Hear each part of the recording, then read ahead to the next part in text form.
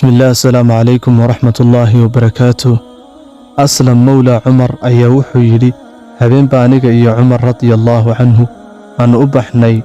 حر واقم مركي أنو مرينو سرار أيا وحن أرغني دب مركاسو عمر إيغو يلي أسلمو هالكاسي وحا جوغتا ركوبلي وهبينكو كسو قابتي أي إنجي حقودا مركاسانو أتغني ووابا هويني أي أكجوغان عرور يرير إيا ديري دبكا ساران iyadoo markaasina caruurtu ay ooyeyso markaasuu Umar Allah ka raali noqday uu ku yiri assalaamu calaykum asxaabta iftiimaysay markaasay haweenidii tiri wa calaykum assalaam wuxuu yiri miyaan soo dhawaanaa waxay ku tiri soo dhawow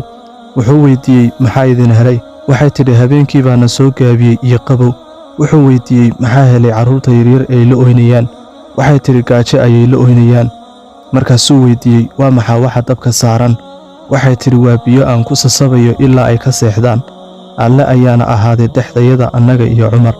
markaas haweeneydii ma dareensana inuu ninkan yahay amiirkii mu'miniinta Umar waxay ogtahay in amiirka mu'miniinta la yiraahdo Umar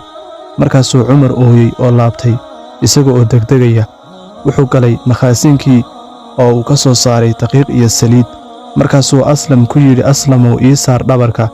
Aslam baa wuxuu ku yiri aniga ka qaadaya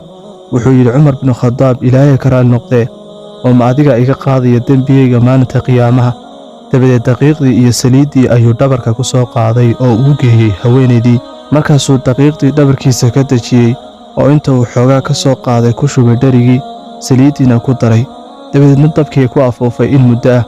iyada oo qiiquna buuxiyay gadhkiisa kadib waa uu ka soo dajiyay wuxuuna dalbaday weel oo uu ugu riday markaasuu hor dhigay carruurtii yaryara wuxuuna ku yiri cuna markaasay cunaan jeer ay dhargeen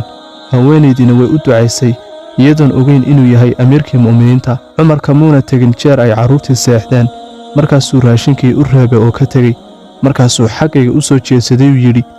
Aslam waxa soo jeediyay ee ka oohinayay waa baahida